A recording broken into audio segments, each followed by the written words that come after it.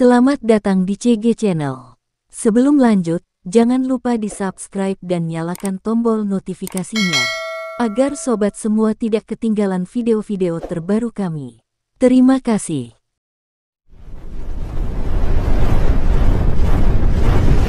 Batak Angkola merupakan salah satu kelompok etnis Batak. Tanah Ulayat Batak Angkola berada di wilayah selatan Tapanuli, yakni meliputi Kabupaten Tapanuli Selatan, Kota Padang Sidempuan, Kabupaten Padang Lawas Utara, Kabupaten Padang Lawas, dan sebagian Kabupaten Mandailing Natal. Suku Batak Angkola memiliki hubungan kekerabatan Tarombo dengan marga-marga Batak Toba dan Batak Mandailing. Di samping itu, ketiganya juga saling berbagi beberapa persamaan bahasa dan budaya yang dihidupi sebagian besar masyarakatnya. Selama ini banyak orang menganggap penduduk asli Tapanuli Selatan semuanya etnis Mandailing dan sebagian Batak Toba.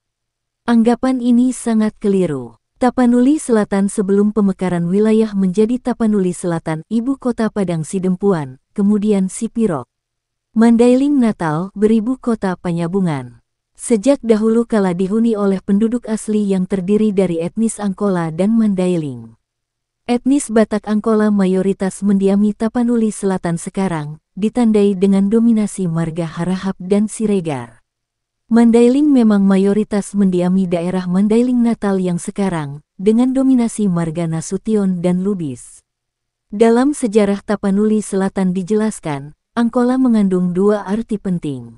Angkola bisa diartikan sebagai suatu wilayah, teritori atau daerah.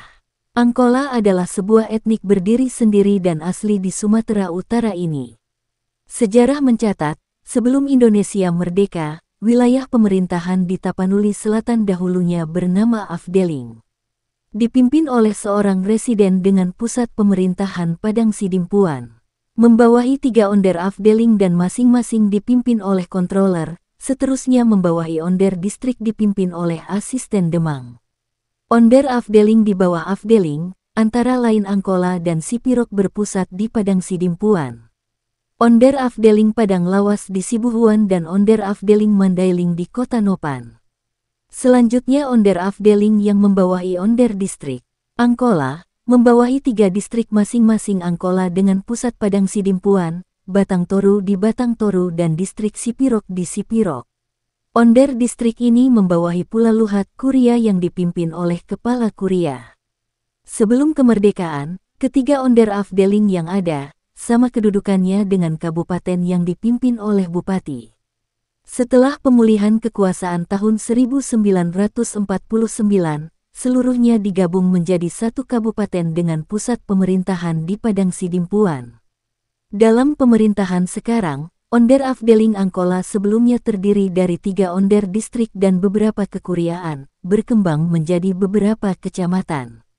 Seperti Kuria Sipirok telah dipecah dimekarkan menjadi beberapa kecamatan, antara lain Sipirok, Arse pemekaran dari Sipirok Padang Sidempuan Timur, Saipar Dolok Hol dan Aek Bilah pemekaran dari Saipar Dolok Hol, Batang Angkola, Sayur Matinggi, Sigalangan, hingga ke Batang Toru dengan beberapa pemekarannya, sampai Kecamatan Dolok, ibu kotanya Sipiongot. Jauh sebelum penjajah Belanda menjejakkan kaki di bumi persada ini, telah ada penduduk yang mendiami wilayah Angkola. Diperkirakan 9.000 tahun sebelum Masehi. Itulah yang dinamakan etnik Angkola asli Angkola, bukan pecahan atau yang memisahkan diri dari etnik lain. Terbukti dengan adanya kerajaan-kerajaan seperti Sabungan di kaki Lubuk Raya, Batuna II, Sipirok Parausorat, Sialagundi, Muara Tais, Batang Toru sekitarnya, Batara Wisnu, Mandalasena, dan lain-lain.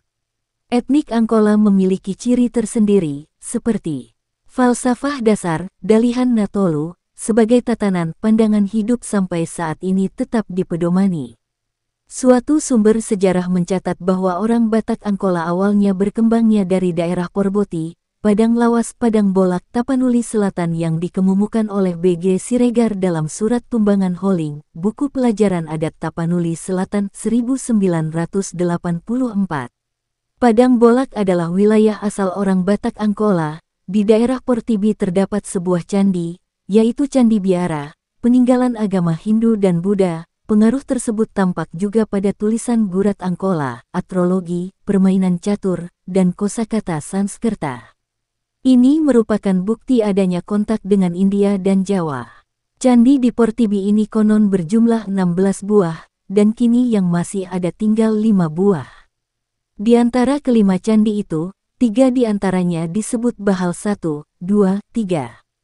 Pada Bahal I tinggi candi tersisa sekitar 12 meter, berukuran 10 kali 10 meter. Relief dinding luar berwujud orang menari. Bahal 2 terletak sekitar 400 meter dari Bahal 1, dan terdapat gambar dewa yang sedang menari. Candi ini berada di tengah padang ilalang. Bahal 1 terletak di arah timur dengan ukuran 7 kali 7 meter. Di sekitaran candi-candi terdapat banyak sisa-sisa bangunan kuno dengan kepunahannya. Bahasa Batak Angkola mempunyai bahasa yang identik dengan bahasa Batak Toba dan bahasa Batak Mandailing karena domisilinya diapit oleh 2 wilayah tersebut.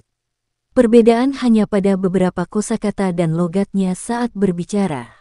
Logat pada masyarakat Batak Angkola terdengar lebih lembut dibandingkan orang Batak Toba, dan logat Batak Angkola terdengar lebih tegas jika dibandingkan dengan Batak Mandailing.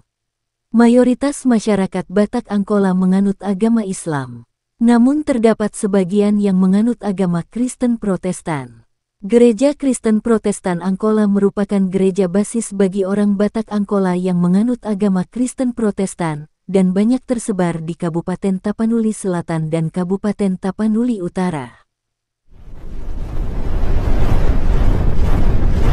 Marpege-pege merupakan salah satu tradisi yang ada di suku Batak Angkola.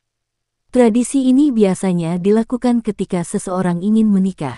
Batak Angkola merupakan salah satu dari subetnis Batak.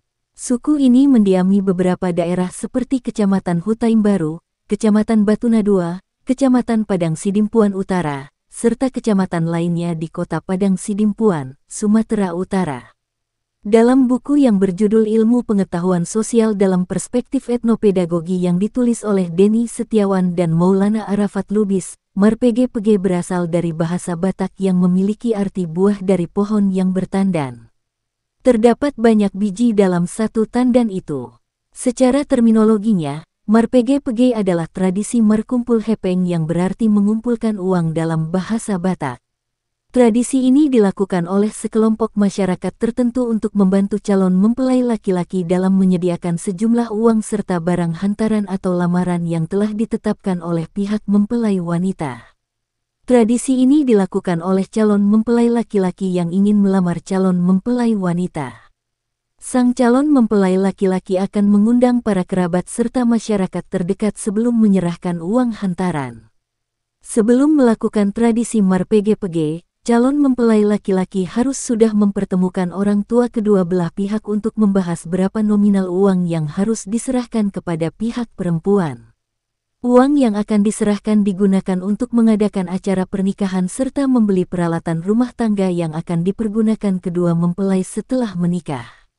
Tradisi marpege-pege mengajak masyarakat untuk saling memberikan kontribusi dalam bentuk uang ketika ada yang ingin menikahkan anak tanpa melihat berapa jumlah anggota keluarga mereka.